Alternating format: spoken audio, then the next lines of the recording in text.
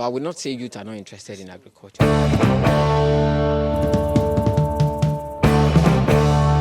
Now, Hello guys, welcome back to my channel. Today I have a very inspiring farmer beside me. He's one of the people that are changing the narrative in agriculture here in Nigeria, encouraging youth participation in agriculture. So can you please, it's so good to meet you, sir. Can you please introduce yourself? So good to meet you too. My name is Femi Adekoya. They call me the Flying Farmer, and I am the founder and managing director at Integrated Area Precision, and I also lead the vision of Precision Feed Academy, where we actually train the next generation of tech-inclined and digitally savvy farmers and agricultural professionals who are going to be leaders and players in the precision agriculture digital revolution. It's nice to meet you, sir. So can you tell us how you started? What motivated you to start? I know I've seen a lot of stuff that you do online. Like what motivated you to go into drone technology in agriculture? Okay, talking about motivation to go into drone technology in agriculture, I think it starts with agriculture, with a passion for agriculture, and also finding a sense of purpose in agriculture. So yeah, and as a youth in the 21st century, I believe in the power of technology. I believe I'm a farmer myself, and this is my 12 years in the agricultural industry. So farming and now fully helping farmers to actually integrate technology. So it spanned from the fact that I know, it dawned on me while farming that we can do less, or little without technology. And our ability to be able to quickly embrace this technology would actually transform things for us, be it productivity, efficiency, efficacy, and agricultural development generally, and towards food security, right? So I also know that technology is not the end in itself. It's the application. What do we actually do with it? That's actually the end. So, but I'm a farmer. I understand that, and of course, maybe being young, this would actually added to it, to my understanding. And yeah, without further delay, I actually thought that who else will actually spearhead, pioneer this revolution, if not for me, right? With the wealth of experience that I have in an agricultural field. And yeah, because this technology are a tool. It's a tool, yes. So, and who are supposed to be using it, if not farmers, right? So, yeah, and I thought to actually get started with drone technology with this understanding, yeah. Thank you, sir. So also, what are the tasks that the drone does on the farm? Like, some might know, but a lot of people might not know. What are the tasks that drones? Okay, drones basically can help us to actually scout the field, collect data, and also perform some specific activities like spraying, spreading, sowing of seeds through broadcasting. Sowing seeds? Yeah, you can sow seeds. Yeah, you can through broadcasting, or you can spread fertilizers on the field. Talking about scouting or data collection, using drones to actually map the field, understanding your field terrain, how slopey it is, for actually understanding the topography for irrigation or drainage systems. Land is a critical factor in agricultural production, right? So if you are actually crop production, livestock, or fishery, or forestry, whatever, right? You're actually doing these things on land. So you want to actually be able to get an information about the land, right? So that you can be able to maximize the best of the land, take advantage of the topography to your advantage, yeah. Amazing. So what would you say are the specific you look into when you are about to choose your drone? What are the things you look into, sir? That's actually a question that I would take 2 hours to answer. However, basically, first you check your budget. Your budget. The purpose of what you want to actually do would actually determine the kind of drone you want to actually. What's the level of accuracy that you want to actually, the level of accuracy, precision you want to actually achieve would actually determine the kind of drone that you are going to be getting. So your budget, the purpose, the level of accuracy or precision you are actually trying to get. The purpose will then determine what kind of drone you need to get, right? So what payload, is it a sensor drone? Is it a drone with a carrying payload, just like a sprayer drone like this? Okay. This is not a sensor drone, by the way. So Yeah, a lot of things to hatch, but those are actually some of the basic things. You also have to check the regulation too. Maybe you also have the license, the certification to actually also carry out to also fly that drone to actually carry out that specific task. Yeah. Sorry. So since you've mentioned that, what are the like challenges you face with regulation here in Nigeria Okay. on Yeah.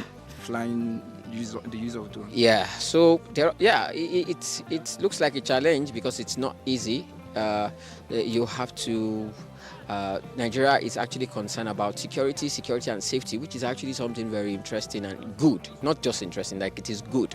Security and safety is very, very paramount, right? So, and this is where regulations then comes in. So you need to actually get a license to own a drone. You need to actually have license to actually fly a drone, just like a normal pilot. Here in Nigeria, you have to get all that license. You need to actually And get that's that. You something need you to be can get certified. here. You need to. Something you oftentimes you need to actually travel out, but you can. There's a way you can actually get it in Nigeria through Precision Field Academy. We can actually Okay. help Something you guys train, and also we have an affiliation with big bodies, Amazing. that are so that can actually provide the license, of validation that you need. The training, beyond those licenses, the training, you knowing how to actually use the drones responsibly, safely, and ethically, and also legally. So very, very important. These are actually things that we do to ensure we have safe flights. Yes. Okay, thank you. I also want to ask, what are the benefits you've seen so far since the beginning that you started using drone in agriculture? What are the benefits you've seen so far? Oh, of course. If you're using drones to actually spray your feed, imagine how you kind of carry an knapsack sprayer to actually spray 1 hectare of land. But with drones, you can do that in less than 10 minutes. So, and while you are using days or day to actually spray 1 hectare of land. So with drone technology, it's faster. So with drones, you can save life because you are not overly exposed to potential hazardous agrochemicals, which are good, right? But if you are overly exposed to them, it's going to affect your health and So all with that. drone, you don't have But with to be drone, you don't there. have to be there. You're sending it on an errand. 2, it saves lives. That's why I said in terms of health, it saves costs. Costs, in terms of costs, the stress of finding laborers, the stress of the impact of pests and diseases on your feed, and you are able to nip them in the bud, control them easily. It can also save your time, like I mentioned. So those are the 3 main objectives. So talking about precision, environmental sustainability, all of these things are actually some of the things we get with drones. We are able to save chemicals about 30%, we're able to save water up to 90% using drones to actually spray. These are significant. These are revolutionary. So that's it. Thank you, sir. So also, I just want to ask, like, drone technology, is this something that a small farmers can afford? We know that major percentage of farmers here in Nigeria are smallholder farmers. Is this something they can also afford to use on their farm? Well, I believe depending on your economic capability, right? And I would like to say that drone technology is actually here to liberate us from smallholder wood. I'm not here to actually, it's to liberate us from smallholder wood, because nobody prays to be small. If you have a business, you want it to actually grow like Dangote, right? That's business, that's agriculture. So it's time for us to revolutionize from smallholder wood into modern industrial agriculture that is able to let the farmer send his children to the highest level, to Harvard. That's actually farming, not the circle of, don't let us say what we want to say, but a smallholder farmers can own drone. But the question again is, would you want to actually use something that can do 1 hectare in 10 minutes for less than? Yes. So is it the cost benefit? Do you want to consider that? So it's majorly for large-scale farming. Large-scale farming, smallholder farm are not inclusive, but they have to come together in clusters so that we can be able to unlock the benefit of large-scale farming. If we don't do large scale, how do we want to feed ourselves? How are we doing small? How do we solve the problem of food security? So it's time for us to actually shut our mouth from lead services of we are doing food security, and let us imbibe technology that is able to allow us scale. It's not necessary for everybody to be in agriculture. There are other sectors, health, energy, telecommunication that we want to be in. We need just few effective people in the agricultural sector. I need to say that again. Yes, that's amazing. So I want to ask, what advice will you give to people that are looking to go into to be using drone on the farms, or people that are still having doubts whatsoever about what advice you have to them? Okay, the advice I want for you: 1, secure interest; 2, get training; Okay, if you're lucky, get a drone also. And we are actually here to actually help you at Precision Feed Academy. That's what we do. We're actually first of its kind, focus on agriculture, precision agriculture technology training, and teaching you the business of it, the technical aspect of it, helping you to get the license and all that details. Yeah, so amazing. What are the advancements you are hoping for to be included in terms of the use of drone technology? Things that you think in the future that you expect? First of all, I would actually like that drones be fully commercialized or adopted. That's what I mean. In Nigeria. In Nigeria. Yeah, we have countries like Thailand to the point that there's no need for service providers again. Farmers now own their own drones, right? Or cooperative now own their own drone. You can see that level of and that comes with liberalization of the regulation, making it easy. For people to actually own, responsible people to also own the drone and actually be able to use it on their farm for food security. We need that, right? The government can begin to actually subsidize this technology, the adoption of this technology, or the services that comes with it. Even if some farmers cannot be able to buy, maybe for not only due to economic reason, maybe rigs and all that stuff, right?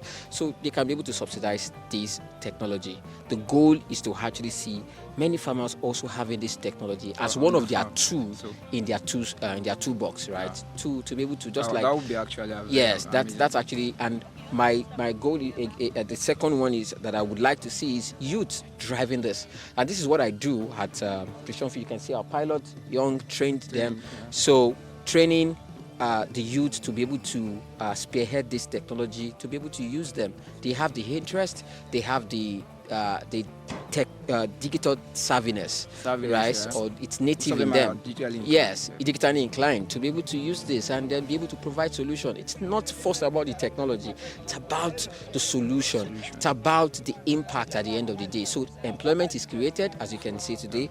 Food security is actually solved.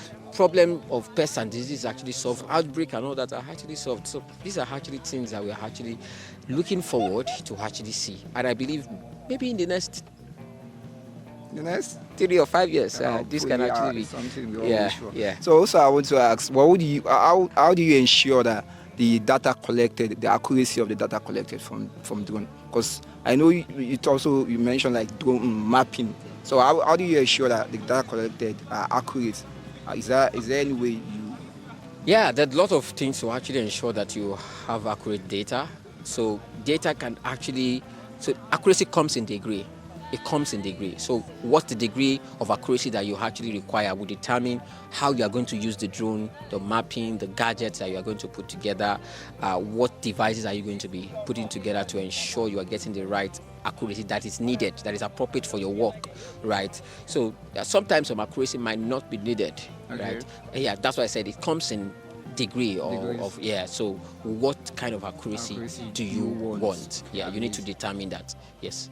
So can you share with us any success story that you've been able to achieve, like maybe, I don't know, success story and improvements through the use of drone technology, sir? Success stories, I mean, first of all, this was not actually out there in Nigeria, right? First success story is being able to train youth, right? Being able to train youth and transform their economic life. From people who are actually earning Ninja before, now they're actually earning substantially through this technology. You can see our pilots. Another success story is actual feed itself. The talking about quickly spraying, mapping the field rapidly. Farmers have actually benefited from that, from those in cash crop production to arable crops, right? Maybe I don't need to actually mention names, but these are farmers who have actually benefited from the technology that we actually provide.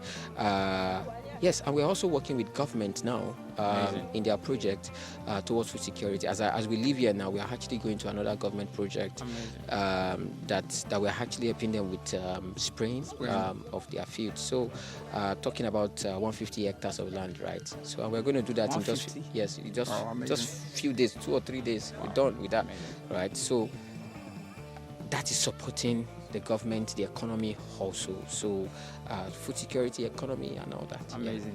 Thank you so much. So just one last question. What advice maybe I don't know how to put this question. Let me say, because one of the reasons why I'm making this video is to encourage youth participation in agriculture. That we, the youth, we are the future, and we have to do something about our food security. And a lot of youths, I don't know. Should I say they are not interested in agriculture that much? What do you think is causing it? And what advice would you give to them? First of all, I would not say youth are not interested in agriculture. I mean, I'm a youth. I've seen.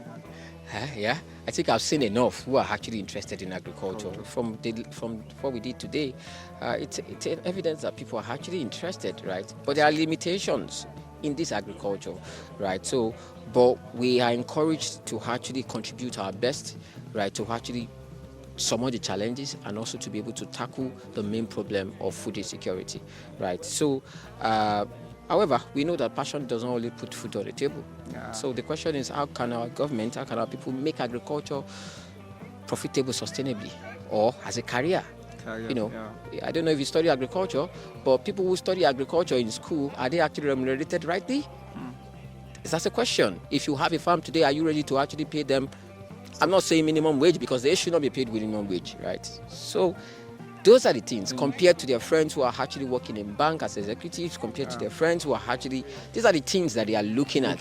Can we put those systems in place? When they produce, are they not going to be cheated by the input seller and also being cheated by the middlemen when they sell their output? Are they always at the mercy of the middlemen, mercy of the consumer? These are the things that they will look at until all of these things. For me, I believe that youth are interested in agriculture. A normal human being loves nature. You love things to grow, right? But it has to be profitable. It has to be sustainable. It has to actually feed your family. Thank you so much, Mr. Femi Adekoya. Thank you so much. All right. Yeah. Yeah.